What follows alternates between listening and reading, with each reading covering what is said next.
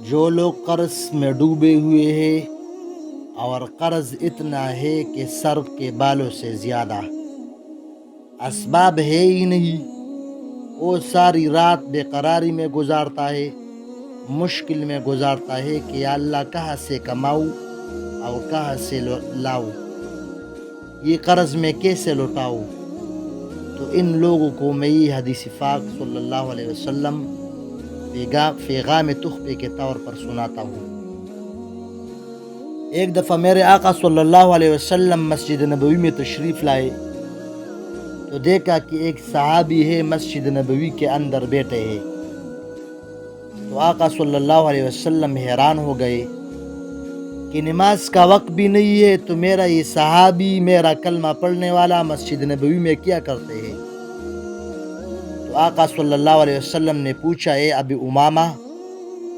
نماز کا وقت بھی نہیں ہے اور تم مسجد نبوی کے اندر بیٹھے ہوئے ہو اور تمہارے پیشانی پر اور تمہارے چہرے پر غم کے کچھ آثارات نظر آتا ہے، کیا وجہ ہے؟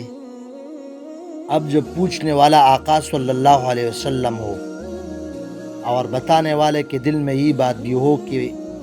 میرے پوچھنے والا بھی آقا صلی اللہ علیہ وسلم ہے، میرے غم کو دور کرنے والا بھی کوئی ہے۔ بہرحال صحابی سے پوچھا کہ اے ابی امامہ، آپ مسجد میں کیا کر رہے ہیں؟ نہ نماز کا وقت ہے اور نہ کیا کر رہے ہیں مسجد میں، اور آپ کے چہرے پر جو اثرات ہیں کیا وجہ ہے؟ تو جب آپ صلی اللہ علیہ وسلم نے یہ بات کر دی تو حضرت ابو امامہ رضی اللہ تعالیٰ عنہ رونے لگا اور کہا کہ یا رسول اللہ صلی اللہ علیہ وسلم، روزگار ہے ہی نہیں، رزق کے معاملات مخدوش ہے، قرض اتنا ہے کہ سر کے بالوں سے زیادہ ہے،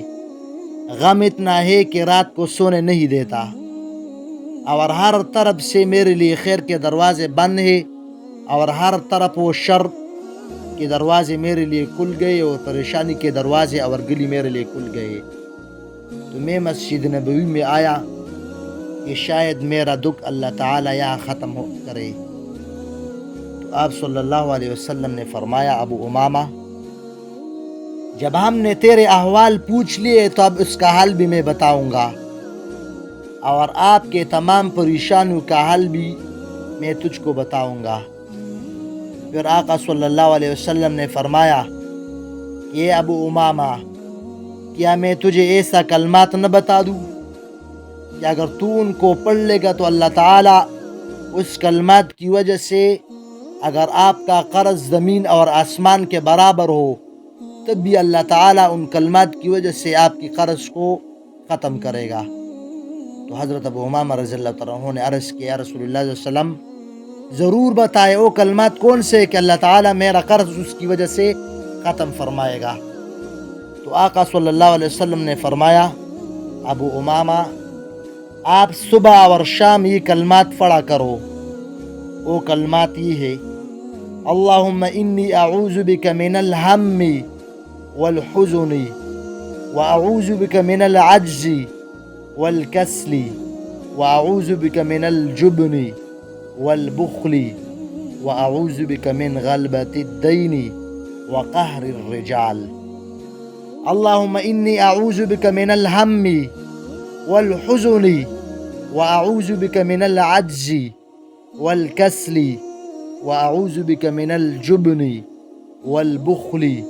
واعوذ بک من غلبۃ الدین وقہر الرجال۔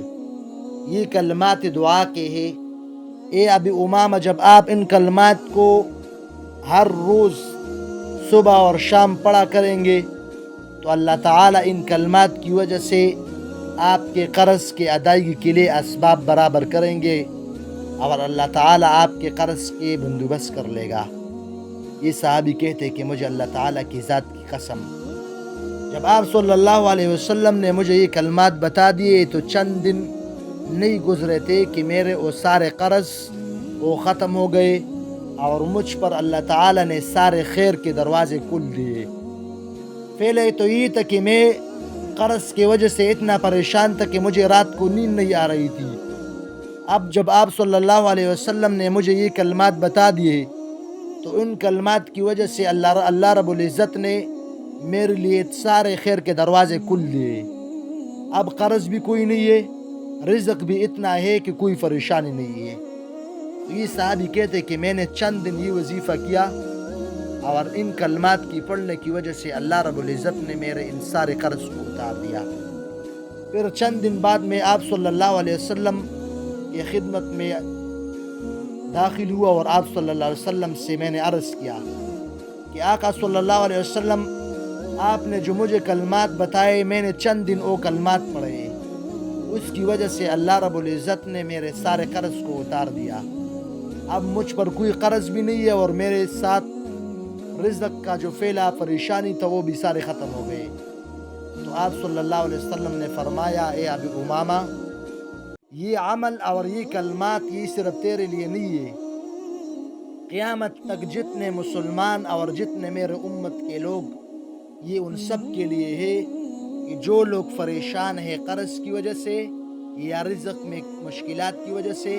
اور ان کلمات کو پڑھ لے گا تو انشاءاللہ تعالی اللہ رب العزت ان کلمات کی وجہ سے ان کا سارا قرض اتارے گا اور اللہ رب العزت ان پر تمام خیر کے دروازے کھولے گا۔ اس وجہ سے یہ معمولی سی الفاظ ہے، تو ان کو خود بھی پڑھے اور یہ جو آپ کے دوست یا جتنے مسلمان احباب ہیں سب کو ثواب کی نیت سے یہ بھی بتائے۔ اللہ رب العزت